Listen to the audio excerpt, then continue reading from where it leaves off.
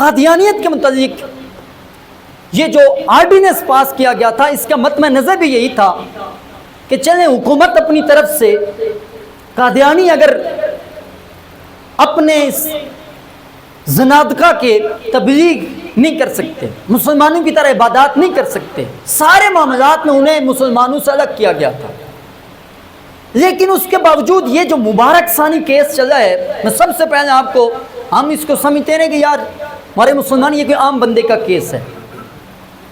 یہ جو شخص تھا مبارک ثانی، جس کو گرفتار کیا گیا تھا، ہائی کورٹ تک تمام نے اس کی بیل مسترد کی تھی اور اس کو سزا دی تھی۔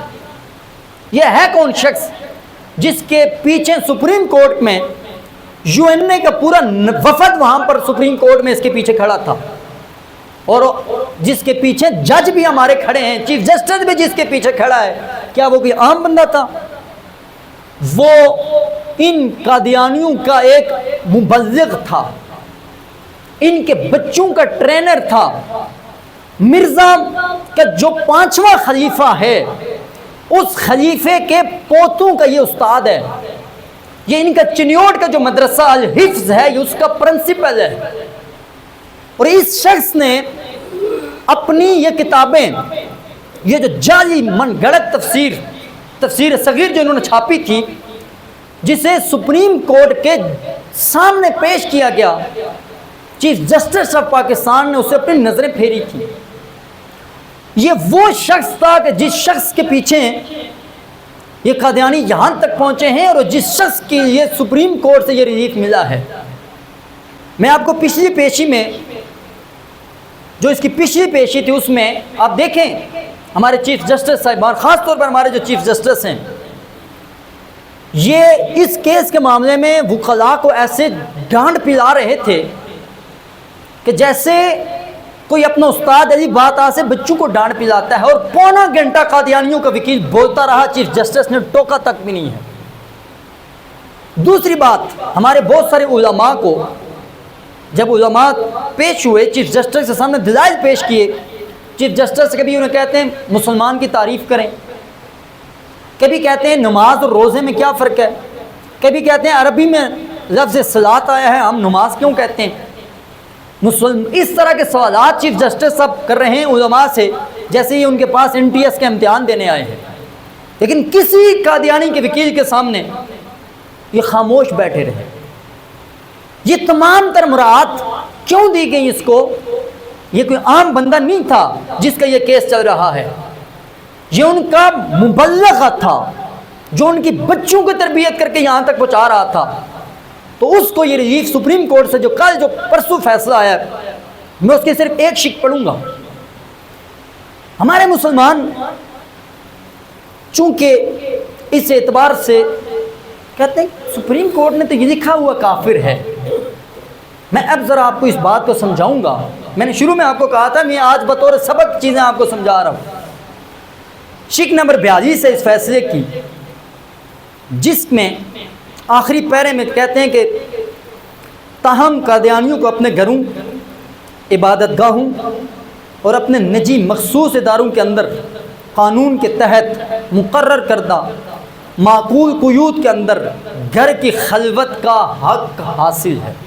یہاں پر بھی چیف جسٹس آف پاکستان نے اس فیصلے میں یہ بات کی ہے کہ قادیانیوں کو اپنے گھر میں خلوت میں، اپنی نجی اداروں میں، عبادت گاہوں میں انہیں اپنے باطن نظریات کی تبلیغ کرنے کی گویا اجازت ہے۔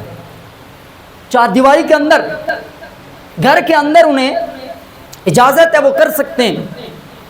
اب پہلا سوال میں نے پہلے بھی یہی کہا تھا کہ چیف جسٹس آف پاکستان سے یہ سوال ہی نہیں کیا گیا تھا، یہ کیس ہی نہیں کیا گیا تھا کہ آپ قادیانیوں کو ان کے حقوق دیں یا نہ دیں۔ ان سے جس سوال یہ کیا گیا تھا کہ بھائی اس بندے کی ضمانت کر دیں آپ۔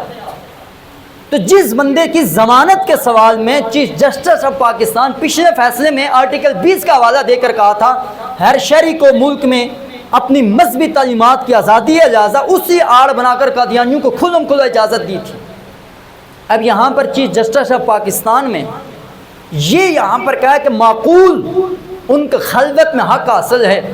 آپ ذرا مجھے بتائیں، میں چھوٹی سی بات کہوں گا، اگر کوئی شخص اپنے گھر میں چار دیواری کے اندر دہشت گردی کی ٹریننگ دے تو کیا دہشت گردی کی ٹریننگ گھر کے اندر دی جا سکتی ہے؟ بولیں. اگر کوئی شخص اپنے چار دیواری کے اندر خودکش بمبار تیار کرے، چل ہم کہیں بار نہیں اس کی اجازت ہے، تو کیا چار دیواری کے اندر خودکش بمبار تیار کرنے کی اجازت ہے؟ کیا کسی کو چار دیواری کے اندر ڈائنامائٹ لگانے کی اگر کیا کرے کوئی تربیت دے رہا ہو، یا انہیں ٹارگٹ کلنگ کی تربیت دے، یا کسی کو چار دیواری کے اندر منی لانڈرنگ کی تربیت دے، ہمارا قانون یہ کہتا ہے کہ اس شخص کو، وہ مجرم ہے، اس کو سزا دی جائے گی. تو کیا جو اپنے باطل نظریات کو، جن کے گندے عقائد و نظریات ہیں، اس قدر کو انہیں قائن آرٹیکل یہ کہتا ہے انہیں اجازت ہی نہیں ہے. چیف جسٹس آف پاکستان کہتے ہیں ان کے گھر کے اندر انہیں اجازت دی جائے. اگر کوئی شخص گھر کے اندر اپنے آپ کو یہ کہے کہ میں وزیر اعظم پاکستان ہوں، گھر کے اندر چار دیواری کے اندر، اس کی اس بات کو مانا جائے گا. اگر کوئی یک چار دیواری کے اندر اپنے آپ کو عدالت لگا کر کہتا ہے میں اس ملک کا چیف جسٹس ہوں، ہمارا قانون حرکت میں آ جائے گا. اگر کوئی کہے میں اس ملک کا آرمی چیف ہوں، گھر کے اندر چار دیواری کے اندر، ہمارا قانون حرکت میں آئے گا.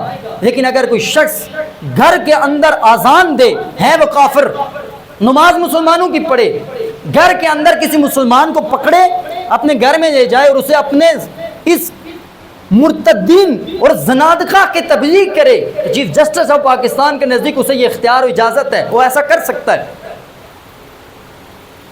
اب اس مسئلے پر اچھا گھر کی تعیین کون کرے گا کہ بھائی گھر کتنا ہونا چاہیے؟ ایک گھر ہے 5 مرلے کا، ایک گھر ہے 3 مرلے کا، ایک گھر ہے 4 مرلے کا، اور ایک گھر ہے 10 کنال کا.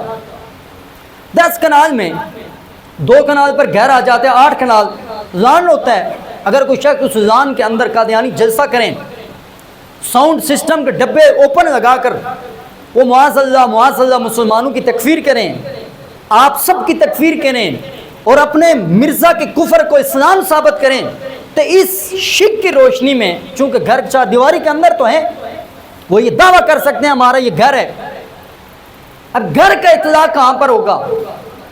اس کی کوئی وضاحت نہیں ہے. اس لیے اہل اسلام نے، تمام مذہبی جماعتوں نے اس بات پر پھر اعتراض اٹھایا ہے کہ چیف جسٹس آف پاکستان، ہم نے آپ سے یہی اپیل کی تھی کہ یہ جو آپ نے شامل کیا ہے یہ آپ کا قانونی طور پر یہ تقاضا ہی نہیں کرتا ہے کہ آپ ان چیزوں کو شامل کریں.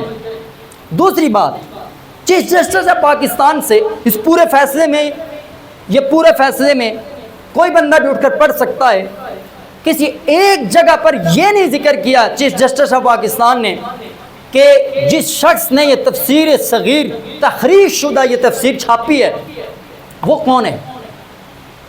اگر چھپی تو ہے نا، کیا کہ عالم ارواح سے چھپ کر آئی ہے؟ کیا فرشتوں اور جنوں نے اسے چھاپا ہے؟ جب چھاپا گیا ہے وہ کون ہے، ان مجرموں کا تعین کیا جائے، کوئی ذکر نہیں ہے. پھر اس پوری فیصلے میں یہ بھی نہیں ذکر کیا ہے کہ بھائی ایسی تفسیر نہ اوپن کی جائے، نہ چھاپی جائے، نہ کسی قسم کا کوئی تذکرہ نہیں ہے کہ بھائی اس تفسیر کو بین کیا جائے. پورے قرآن مجید کی آیات حوالے جات یہ دیے ہیں، لوگوں میں یہ چیز پیش کرنے کی کوشش کی ہے چیف جسٹس آف پاکستان نے اپنے فیصلے میں. یہ وَمَا أَرْسَلْنَاكَ إِلَّا رَحْمَةً لِلْعَالَمِينَ، یہ اس بات پر زور دیا کہ حضور رحمت للعالمین ہے. آپ صلی اللہ علیہ وسلم نے غیر مسلموں سے حسن سلوک کے ساتھ پیش آنے کا حکم دیا ہے، نو ڈاؤٹ. میرے مصطفیٰ کریم علیہ الصلوۃ والسلام نے اپنے بعد جو وصیت فرمایا میرے بعد ذمیوں کا خیال رکھنا، ان کے حقوق غصب نہ کرنا. لیکن ذمی اور مرتدین پھر الگ ہے. مرتدین کے متعلق حضرت مولا مرتضیٰ شیر خدا بخاری کی روایت ہے، آپ نے کچھ مرتدین کو آگ میں ڈال کر انہیں سزا دی تھی. حضرت خالد بن ولید رضی اللہ تعالیٰ نے کچھ مرتدین کو آگ میں جلایا تھا، اور حضرت ابوبکر صدیق رضی اللہ تعالیٰ عنہ نے ان مرتدین کے خلاف جنہوں نے ختم نبوت کا انکار کیا تھا، مسلمانوں نے 27,000 مسلمہ کذاب کے فالور جو مرتد ہو چکے تھے، مسلمانوں نے واسطے جہنم کیا تھا. مرتدین کے متعلق تو یہ حکم ہے. اور وہ بات بھی، یہ بھی بخاری کی روایت ہے کہ جب قبیلہ ارینا کے لوگ حضور کی خدمت میں آئے تھے، ان کے یہ مدینہ کی آب و ہوا سازگار نہیں تھی، بیمار ہو گئے۔ حضور علیہ السلام بیت المال کے اونٹ باندھے تھے، ادھر چلے جاؤ، اونٹوں کا پیشاب پیو، ان کا دودھ پیو، تمہاری بیماری ختم ہو جائے۔ جب وہ ٹھیک ہوئے، انہوں نے اس چرواہے کو قتل کیا۔ حضور علیہ السلام کو جب پتہ چلا، مصطفیٰ کریم علیہ السلام نے صحابہ کو بھیجا، ان کو پکڑ کر لایا گیا۔ تو روایات کے اندر آتا ہے حضور علیہ السلام نے ان کی آنکھوں میں گرم سلائیاں ڈالی تھی، پھر انہیں دھوپ میں پھینکا تھا، وہ تڑپ تڑپ کر ایسے ہی مرے تھے۔ ہر مجرم کا حکم اس کے جرم کے مطابق ہوتا ہے، تو قادیانی اس قدر مجرم ہے کہ ان کے جرم کا تقاضا یہ ہے کہ یہ روئے زمین پر زندہ ہی نہ رہیں، جو ہمارے شریعت یہ کہتی ہے۔ لیکن اس ملک کو اس وقت تمام اہل علم نے، تمام علماء نے، تمام مکاتب فکر نے متفقہ طور پر یہ کہا تھا کہ چند امتناع قادیانیت آرڈیننس کے تحت انہیں ہر قسم کی تبلیغ پر پابندی عائد کر دی جائے۔ آج ہمارے سپریم کورٹ نے یہاں تک اجازت دے رہی ہے کہ جو لوگ آپ کے پورے آئین کے منکر ہیں، قادیانی کبھی بھی اپنے آپ کو کافر نہیں کہتا، وہ کہتے ہیں احمدی مسلم، وہ آپ کو کافر کہیں گے، اپنے آپ کو کافر نہیں سمجھتے، تو آپ کے آئین کے ہیں ہی منکر۔ جو ہمارے اس آئین پاکستان کا منکر ہو، ان کو آپ اتنا ریلیف دے رہے ہیں کہ گھر کے اندر کریں گے، کل وہ آپ کے گھر کے اندر بھی آ سکتے ہیں۔ آپ کے گھر کے اندر اگر قادیانی آ جائے تو کہے گا گھر کے اندر خلوت کی بات ہے، ہم باہر تو نہیں کر سکتے۔ اس قسم کے دھوکے بازوں کے لیے، اس قسم کے مکاروں کے لیے، اس قسم کے فریبیوں کے لیے اور اس قسم کے ظالموں کے لیے ذرا سا ریلیف بھی مذہبی معاملات میں یہ قوم نہیں برداشت کر سکتی ہے۔ اور ان کے جو نظریات و عقائد ہیں، آپ ایک کتاب ان کی پڑھ لیں، میں سمجھتا ہوں کہ آپ سر پیٹتے ہوئے شاید برداشت نہ کر سکے ان کے 4 صفحے پڑھ کے، جو اس نے اللہ تعالیٰ کے بارے میں گستاخیاں کی ہیں، جو صحابہ کے بارے میں کی ہیں، جو انبیاء کے بارے میں کی ہیں، جو سیدہ مریم کے بارے میں کی ہیں، جو اہل بیت کے بارے میں کی ہیں۔ کسی مقدس ہستی کو اس شخص نے بخشا نہیں ہے جو اس نے اپنے کتابوں میں بیان نہ کیا ہو۔ اگر وہ تبلیغ، وہ تشہیر اگر وہ گھر کے اندر کریں گے، اذان دیں گے، نماز پڑھیں گے، اپنی جعلی تفسیر، من گھڑت تفسیر مسلمانوں کو بلا کر انہیں پڑھائیں گے، انہیں قادیانی کی طرف تبلیغ کریں گے، اس فیصلے کے مطابق انہیں گھر کے اندر یہ اجازت ہے۔ کیا آپ اس بات کو قبول کر سکتے ہیں کہ قادیانیت کو اتنے گندے مذہب تو ہی نہیں ہے یہ؟ سب سے پہلے ان کے مذہب کو تعین کرو، ان کا مذہب کیا ہے؟ یہ اتنا گندا گروہ ہے۔ ہم بار بار علماء نے، اہل علم نے چیف جسٹس آف پاکستان کو اس مسئلے کی حساسیت کی طرف رہنمائی کی تھی، لیکن ان کے خمیر میں یہ بات شامل تھی کہ میں نے یہ ایک اعزاز لے کر جانا ہے کہ میں نے قادیانیوں کو یہ ریلیف دینا ہے۔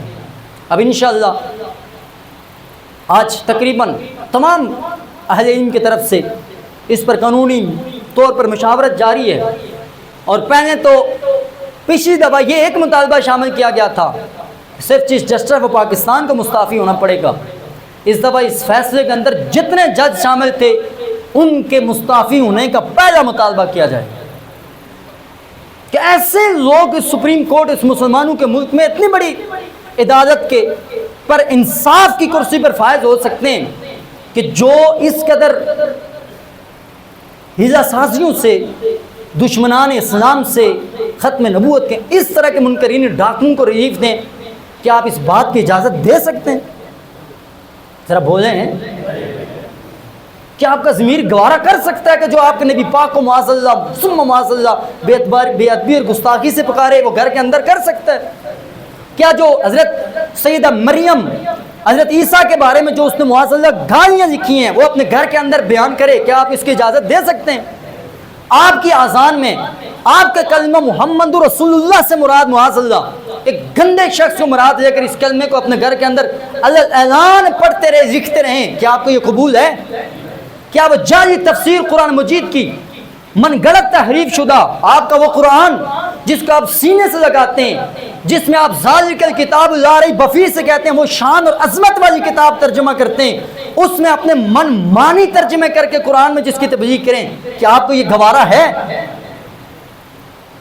تو پھر آپ کو اپنے اسلام اور دین اور اس ملک کی سربلندی کے لیے، دین کی سربلندی کے لیے میدان کارزار میں نکلنا پڑے گا، ورنہ یہ ملک آپ کا نہیں رہے گا، اس ملک میں آپ کا جینا مشکل ہو جائے گا۔ مسلمانوں، آپ کو میں کہہ رہا ہوں